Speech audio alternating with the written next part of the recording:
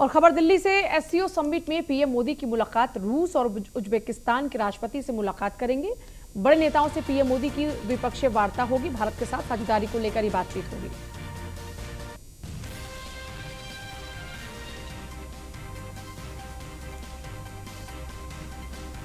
बड़े नेताओं से प्रधानमंत्री मोदी की द्विपक्षीय बात।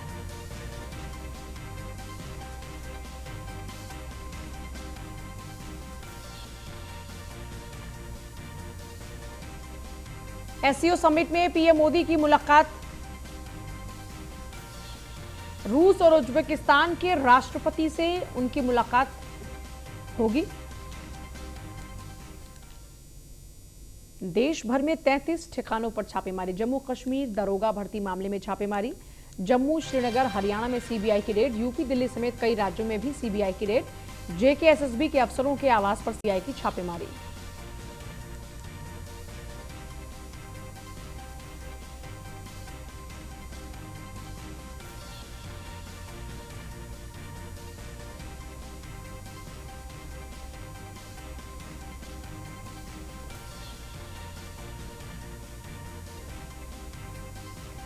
देश भर में 33 ठिकानों पर सीबीआई की छापेमारी। जम्मू कश्मीर दरोगा भर्ती मामले में यह छापेमारी।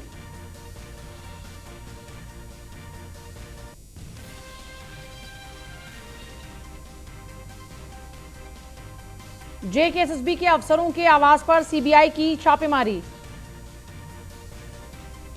देश भर में 33 ठिकानों पर अब तक सीबीआई की छापेमारी।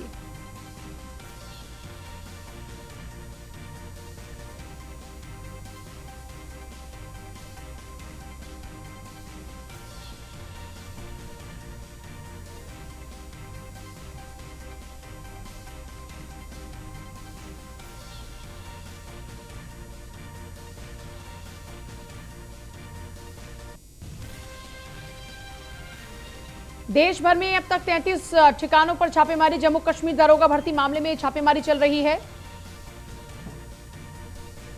और पीयूष तिवारी, पीयूष, ज्यादा जानकारी चाहेंगे आपसे। देखिए, अगर हम बात करें तो सीबीआई जम्मू कश्मीर के एसआई भर्ती घोटाले के मामले में कई राज्यों में छापेमारी कर रही है, जिसमें जम्मू की बात करें, श्रीनगर की बात करें, हरियाणा की बात करें या उत्तर प्रदेश की बात करें, दिल्ली की बात करें, ऐसे तमाम जो शहर हैं वहां पे करीब करीब 33 जगहों पे छापेमारी चल रही है। और Jammu Kashmir police, DSP, CRPF के अधिकारियों के परिसरों में भी ये छापेमारी की जा रही है। सुबह से ये छापेमारी चल रही है। चूंकि तमाम जो नाम है वो भी निकलकर अब धीरे धीरे सामने आ रहे हैं। इसमें जम्मू कश्मीर के एसएसबी परीक्षा से जुड़े हुए अधिकारी खालिद जहांगीर और अशोक कुमार के परिसर भी शामिल हैं, क्योंकि सीबीआई ने जम्मू कश्मीर में सब इंस्पेक्टर की भर्ती में कथित जो अनियमितताएं पाई गई थी, पिछले महीने 30 ठिकानों पर पिछले महीने भी छापेमारी हुई थी। इसके अलावा अगर हम बात करें, सीबीआई ने एक कोचिंग सेंटर के मालिक और बीएसएफ के तत्कालीन शिक्षा अधिकारी और जम्मू कश्मीर के सेवा चयन बोर्ड के अधिकारियों समेत 33 आरोपियों के खिलाफ मामला भी दर्ज किया है। तो निश्चित तौर पे एक के बाद एक लगातार जो सीबीआई है वो कार्रवाई कर रही है। कई ठिकानों पे छापेमारी की गई है, अभी भी छापेमारी चल रही है। तमाम जो आला अधिकारी हैं वो इन ठिकानों पे पहुंचे हुए हैं, क्योंकि जिस तरीके से ये गंभीर आरोप लगे घोटाले, एसआई की भर्ती में घोटाले के आरोप लगे, उसके बाद तमाम अधिकारियों पे प्रश्न चिन्ह खड़े हुए थे, जिसके बाद सीबीआई ये कार्रवाई कर रही है। चलिए, ठीक है, बहुत ही शुक्रिया। यूपी सरकार के मंत्री संजीव सिंह की मुलाकात केंद्रीय मंत्री हरदीप सिंह से हुई है और शाम 5 बजे दरअसल ये मुलाकात प्रस्तावित है। दोनों नेताओं की मुलाकात शाम के 5 बजे होगी। सोनभद्र के विकास को लेकर यह चर्चा होगी। केंद्रीय मंत्री हरदीप सिंह पुरी से मुलाकात करेंगे। मंत्री दिल्ली में मुलाकात रहेगी शाम के 5 बजे। दिल्ली में दोनों ही नेताओं की मुलाकात होगी।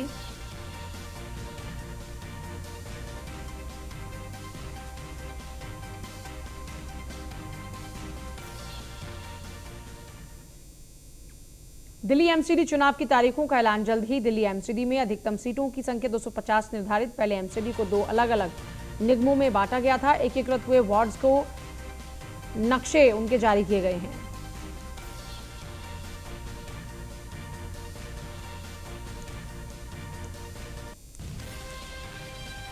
पहले एमसीडी को 2 अलग अलग निगमों में बांटा गया था।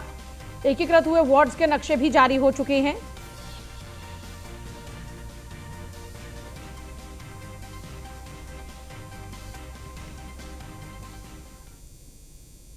मुख्यमंत्री अशोक गहलोत ने जयपुर के आसपास के शहरों को मेट्रो से जोड़ने की योजना पर आगे काम करने के संकेत दिए।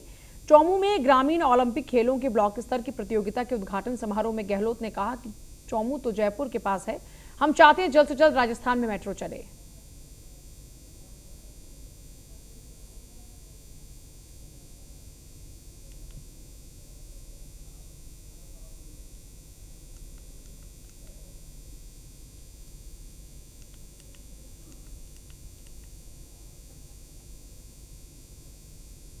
सीएम अशोक गहलोत का बयान आगामी विधानसभा चुनाव को लेकर है। सीएम गहलोत ने कहा कि राजस्थान में फिर से कांग्रेस की वापसी होगी।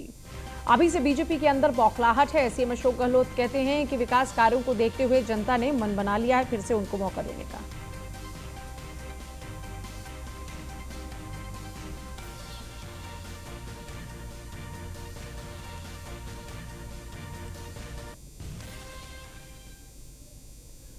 पूर्व केंद्रीय मंत्री आरसीपी सिंह का सासाराम दौरे के दौरान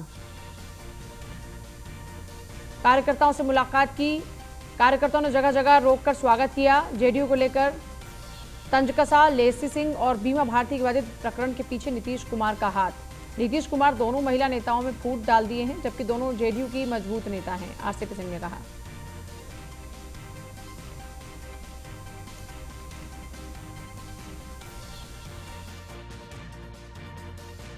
क्या हो रहा है सर आपके पुराने पार्टी में? जो पुराने पार्टी के नेता लोग हैं उनसे पूछिए, मुझे क्या पता नहीं। कहाँ जाएगी जेडीयू? देख रहे हैं कहाँ जा रही है। महिला सशक्तिकरण की बात करते हैं, हमारी दोनों महिला नेत्री वहाँ से मंत्री, लेकिन देखिए मुख्यमंत्री की क्या नीति है। दोनों ने कैसा फूट डाल दिया। पहले दोनों मंत्री थी, दोनों पार्टी के लिए मजबूत रही है, अब क्या फूट डाल दिया। यही महिला सशक्तिकरण है। अब निखिल मंडल, अब बताइए कितना शानदार प्रवक्ता रहे हैं वो। उनकी सीट किसके पास अभी है जी? वहाँ का सीटिंग आरजेडी के मंत्री हैं। जरा सोचिए, निखिल मंडल इस पार्टी में थे, तो फिर से जब सब लोग पलटी मार करके वहीं चले गए तो बेचारा क्या करेगा। बिहार राज्य स्तरीय बालक बालिका 8वीं rugby football champion trophy Arwal जिले के गांधी मैदान में आयोजित किया गया, जिसमें बालकों के 32 टीमों ने हिस्सा लिया और बालिकाओं के 26 टीमों ने भी हिस्सा लिया। जबकि बालक टीम ने पटना बनाम भोजपुर के बीच खेला मैच। विजेता पटना की टीम रही। बालिकाओं की टीम में पटना बनाम मुजफ्फरपुर के बीच मैच खेला गया, जिसमें पटना की ही टीम को सफलता मिली। जिला के लिए बहुत अच्छी बात है, बड़े गौरव की बात है कि ऐसा यहाँ पे हुआ है, क्योंकि इस प्रकार के अगर पहले नहीं हुआ है कभी तो बहुत बढ़िया बात है। खासकर इसके जो मैनेजमेंट जो किए हैं यहाँ पे उनको हम बहुत बहुत बधाई देते हैं। प्रशासनिक सहयोग उनको जहाँ भी ज़रूरत रहा हम उनको बहुत अच्छा महसूस कर रहे हैं। बालक और बालिकाओं के भविष्य को देखते हुए ऐसे ऐसे आयोजन होना चाहिए। हमें बहुत गर्व महसूस हो रही है और मेरे साथ जिला को भी गर्व महसूस होना चाहिए कि ऐसे छोटे जिला में 8वीं जूनियर बालक एवं बालिका प्रतियोगिता हुई। इसके लिए मैं अपने आप को और हमारे जो सहयोगी हैं अरवल जिला के खिलाड़ी तमाम लोगों हम लोग 4-5 जो कार्यकर्ता हैं अपने आप को मतलब बहुत अच्छे महसूस करते हैं और हम चाहेंगे। कानून के रखवाले ही उड़ा रहे हैं बाल श्रम कानून उन्मूलन की धज्जियां। मामला भागलपुर जोगसर थाने का, जहां भागलपुर जोगसर थाने में एक नाबालिग बच्चा थाने परिसर में झाड़ू लगा रहा है। बाल श्रम उन्मूलन को लेकर कई कठोर नियम सरकार ने चलाए, जिससे नाबालिग बच्चे कहीं मजदूरी ना करके वहां पढ़ाई करें, जिससे बड़ा होकर वो कोई अच्छा रोजगार में अपनी भागीदारी निभा सके, अपने परिवार का भरण पोषण कर पाए। लेकिन भागलपुर प्रशासन के खेमे में बाल श्रम उन्मूलन कानून की धज्जियां उड़ती नजर आ रही हैं।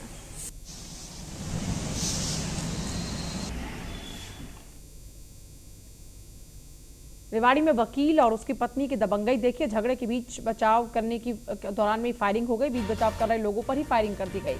फायरिंग में गंभीर रूप से घायल को ट्रॉमा सेंटर में भर्ती कराया गया।